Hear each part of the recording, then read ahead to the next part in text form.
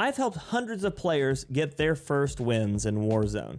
And even more than that, I've led my teammates and carried them straight to their first victories on our member games every Saturday on Rebirth Island and the other Resurgence maps. So today, I'm here to give you the lessons that I've taught them, which is how to actually secure a win on Rebirth Island. The final circles inside of Rebirth Island are the only time that Rebirth actually feels like a battle royale, as most of the Resurgence mode feels like TDM with some extra steps. But I'm going to give you my 3 best tips for how to secure a victory and walk away in that wonderful helicopter cutscene. Nice. Nice.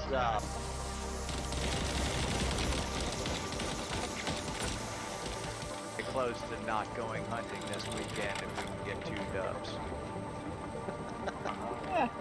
The first tip that I can offer you is for the teams out there. So make sure that if you're going to be doing this mode in quads or trios or whatever, you're going to share this with your teammates because you need them to know this.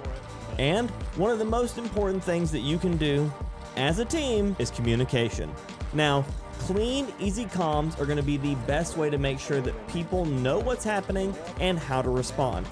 I have played with some of the best and some of the most beginner players to ever exist inside of Warzone. But one thing is in common: a player with good knowledge will always do better than a player without. So when you go to make your callouts, make sure that your team is on the same page. If you're a team that's been playing together a lot, obviously you're going to have similar callouts and you're going to know what each person's saying. But if you happen to be thrown into a game with randoms, or you decide to just play with some new people, you need to be able to make callouts that make sense. Now, of course, there are areas of the map that are going to be called random things for different teams. There is shore, which for some people is just building on the river, or building on the lake, or it's been called a lot of different things to me. But the most clear and concise callouts that you can make will always help your team get to that victory circle. Especially as the circle starts closing in, every call out is going to be more important than when the beginning you can obviously come back. At the end, that's no longer an option. So the difference between a win and a loss a lot of times comes down to communication.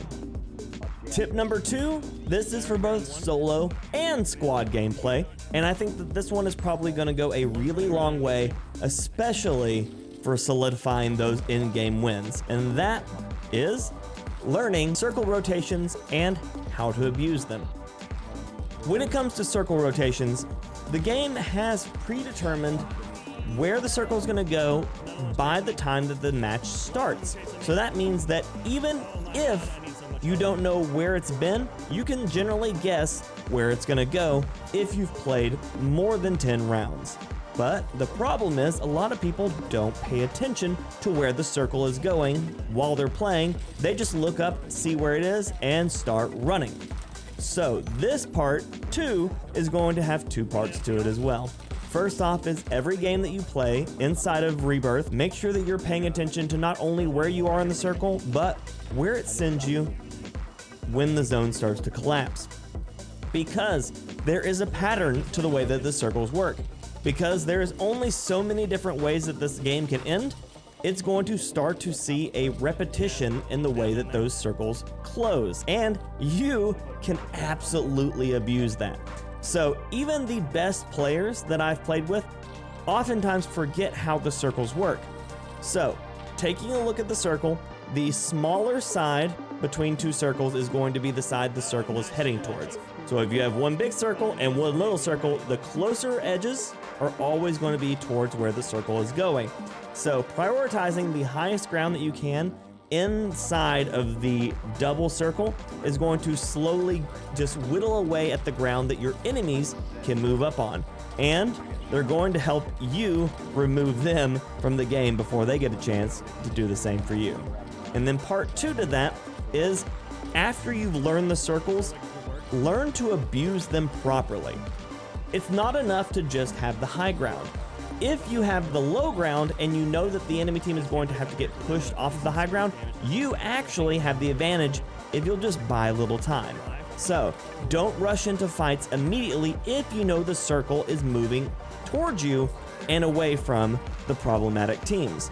Catching a team that is trying to parachute off of a tower or off of prison is going to absolutely devastate them. Even if you're only averagely accurate, you are going to do so much damage to their landing that either A, they have to fall short and they're forced to traverse across a bunch of small ground with no cover, or they do make it to you, but they're making it there with no plates if they're even lucky. So, learn circles and then abuse rotations. Even the best teams I've ever played with get absolutely destroyed by an average team with just better rotations.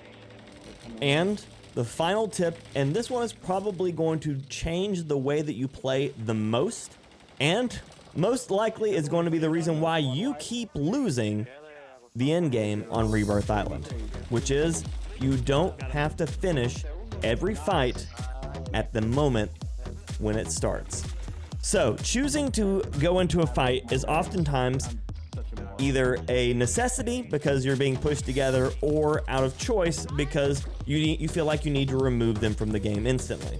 But just because you get bullets on a player and they're broken doesn't mean you need to push it instantly. Choosing to let them get away isn't always going to be a loss, but most of the time, if you end up chasing inside of Rebirth with tight corners and a lot of very fast TTK weapons, you're more times than not going to end up losing those fights, especially if you don't have the most confident gun in the game.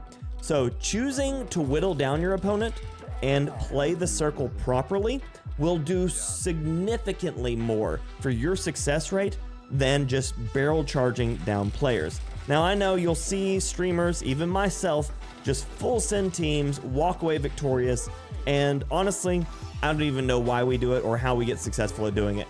Just the sheer, just overwhelming desire to want to do it sometimes works.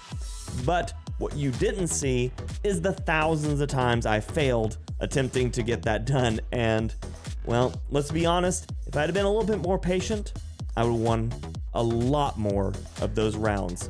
So, learning patience inside of Warzone and comboing it with the other two tips will go so far.